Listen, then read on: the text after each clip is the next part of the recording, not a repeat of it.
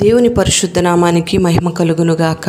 అనుదిన దైవ కృపా కార్యక్రమం ద్వారా ఈ దినం దేవుని మాటలు వింటున్న దేవుని బిడ్డలైన మీ అందరికీ హృదయపూర్వక వందనాలు తెలియపరుస్తూ ఉన్నాం. ఈ మాటలు వింటున్న మిమ్మల్ని నిశ్చయంగా నా దేవుడు దీవించునుగాక. ఆమేన్. హబక్కూకు గ్రంథం 3వ అధ్యాయం 17వ వాక్యంలో, అంజూరపు చెట్లు పూయకుండినను, ద్రాక్ష చెట్లు ఫలింపకపోయినను, ఒలీవ చెట్లు కాపులేకయుండినను, చేనిలోని పైరు పంటకు రాకపోయినను, గొర్రెలు దొడ్డిలో లేకపోయినను, సాలలో పశువులు లేకపోయినను, నేను యెహోవా యందు ఆనందించెదను, నా రక్షణకర్త అయిన నా దేవుని యందు నేను సంతోషించెదను అని హబక్కూకు గ్రంథకర్త రాస్తూ ఉన్నాడు. ప్రియ దేవుని బిడ్డలారా, హబక్కూకు ఒక మంచి ప్రవక్త.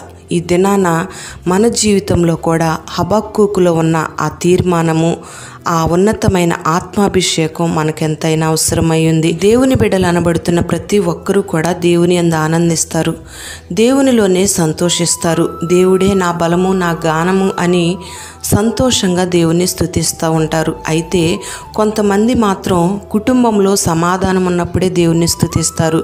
ఇంకొంతమంది కుటుంబం అంతా అన్ని విషయాల్లో ఫలిస్తూ ఉన్నప్పుడు, కుటుంబంలో సమృద్ధిని అనుభవిస్తూ ఉన్నప్పుడు, ఒలీవ మొక్కల వల్లే భోజనపు బల్ల చుట్టూ పిల్లలు ఉన్నప్పుడు, పంట చేతికి వచ్చినప్పుడు, అన్ని రీతులుగా సమృద్ధిని సంతోషాన్ని అనుభవిస్తున్నప్పుడు, యేసయ్యా నువ్వే నా బలము, నా గానము అని దేవుణ్ణి ఆరాధిస్తూ దేవుని యందు సంతోషిస్తూ ఉంటారు. కొంతమందిని మనం గమనిస్తే కుటుంబంలో సంతోషం లేదండి, కుటుంబంలో నెమ్మది లేదండి, కుటుంబంలో సమృద్ధి లేదండి, ఒంటిలో చూస్తే ఆరోగ్యం లేదండి. ఇలాంటి పరిస్థితుల్లో దేవుణ్ణి ఎలా స్తుతించమండి, దేవుని సన్నిధికి ఎలా రామండి అని కొన్ని అవిధేయమైన మాటలు, అర్థం కాని మాటలు మాట్లాడుతూ ఉంటారు. ప్రియ దేవుని బిడ్డలారా, నువ్వు గమనించవలసిన విషయం ఏమిటంటే, నీకు ఉన్నా లేకపోయినా, దీనస్థితిలోనైనా సంపన్న స్థితిలోనైనా, నువ్వు ఏ స్థితిలో ఉన్నా నీవు దేవుని యందు మాత్రమే ఆనందించే వ్యక్తిగా ఉండాలి. రక్షణకర్త అయిన దేవునిలోనే సంతోషించే వ్యక్తిగా ఉండాలి. ప్రభువా నీవే నా బలము, నా గానము అని దేవుణ్ణి స్తుతించి ఆరాధించే బిడ్డగా నీవు ఉండాలి. హబక్కూకు ఎందుకు ఇంత విశ్వాసం, ఇంత శ్రమలు ఎదురైనా దేవునిలో సంతోషించాలని ఒక ఆలోచన హబక్కూకులో ఎందుకుందంటే, హబక్కూకు ఒకటే నిరీక్షణ, తన కాళ్లను లేడి కాళ్ల వలె చేస్తాడని, ఉన్నత స్థలముల మీద తనను నడవ చేస్తాడని ఒక నిరీక్షణ హబక్కూకులో ఉంది. మరి ఈ దినాన నీవు కూడా ఏ స్థితిలో నిలిచి ఉన్నా ప్రభువు యందే ఆనందించగలిగినట్లయితే దేవుడు నీ జీవితాన్ని కూడా ఒక ఉన్నతమైన స్థలముల్లోకి నడిపించబోతూ ఉన్నాడు. నీ కాళ్లను లేడి కాళ్ల వలె చేసి ఆశీర్వాదకరంగా మార్చబోతూ ఉన్నాడు. ఆయనే నీ బలముగా, నీ ఆశ్రయముగా, నీ రక్షణ దుర్గముగా ఈ దినాన మారబోతూ ఉన్నాడు. ప్రియ దేవుని బిడ్డ, నీవన్నీ ఉన్నప్పుడే ప్రభువుని స్తుతించడం కాదు, కానీ ఏమీ లేని స్థితిలో కూడా ప్రభువుని స్తుతించడమే ప్రభువుకు ఆనందం అనే విషయాన్ని నువ్వు గుర్తుపెట్టుకోవాలి. పరిశుద్ధ గ్రంథంలో యోబును మనం గమనిస్తే, యోబు ఒక తూర్పు దిక్కుకే ఆస్తిపరునిగా ఉన్నాడు.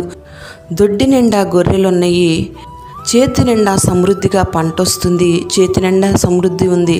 కుటుంబంలో పిల్లలందరూ కళకళలాడుతూ సంతోషంగా తిరుగుతూ ఉన్నారు. బంధువులందరూ కుటుంబాలతో సరదాగా గడుపుతూ ఉన్నారు. యోబుకు అనేక మంది పనివాళ్ళు కూడా ఉన్నారు. మందలు, మేకలు విస్తారంగా ఉన్నాయి. ఎటు చూసినా యోబు పరిస్థితి ఆనందంగా, సంతోషంగానే కొనసాగుతూ ఉంది. అలాంటి పరిస్థితుల్లో యోబు దేవుణ్ణి స్తుతిస్తూ, గణపరుస్తూ, దేవునిలోనే ఆనందిస్తూ ఉన్నాడు.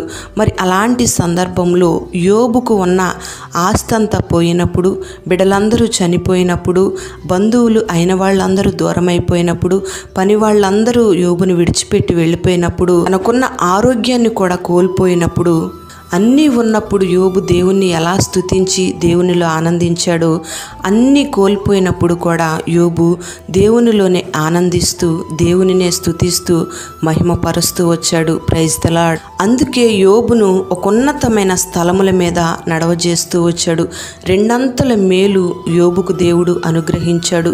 ప్రియ దేవుని బిడ్డలారా, యోబు వలె నీవు కూడా రెండంతల మేలు అనుభవించాలి అంటే, ఒక ఉన్నతమైన అనుభవంలోకి నువ్వు నడిపించబడాలి అంటే, నీకున్న స్థితిలో అది ఏ స్థితి అయినా, ఉన్నా లేకపోయినా దేవుడు నిన్ను ఆశీర్వదించినా ఆశీర్వదించకపోయినా దేవుణ్ణి నువ్వు ఆశ్రయస్థానంగా చేసుకొని దేవుడే నా బలము అని నువ్వు ఒక తీర్మానంలోకి వచ్చి దేవుని యందే నువ్వు ఆనందించి సంతోషించగలిగితే నా దేవుడు గొప్ప ఆశీర్వాదాన్ని నీకు అనుగ్రహించబోతూ ఉన్నాడు. ప్రియ దేవుని బిడ్డలారా, ఈ మాటలు వింటూ ఉన్న నీ జీవితంలో దేవుడు యోబుకు ఇచ్చిన ఒక మంచి తీర్మానాన్ని, హబక్కూకులో ఉన్న ఒక మంచి తీర్మానాన్ని ఈ దినాన దేవుడు నీకు అనుగ్రహించి నిన్ను బలపరిచి ఉన్నతమైన స్థలముల మీద నిన్ను నడిపించునుగాక.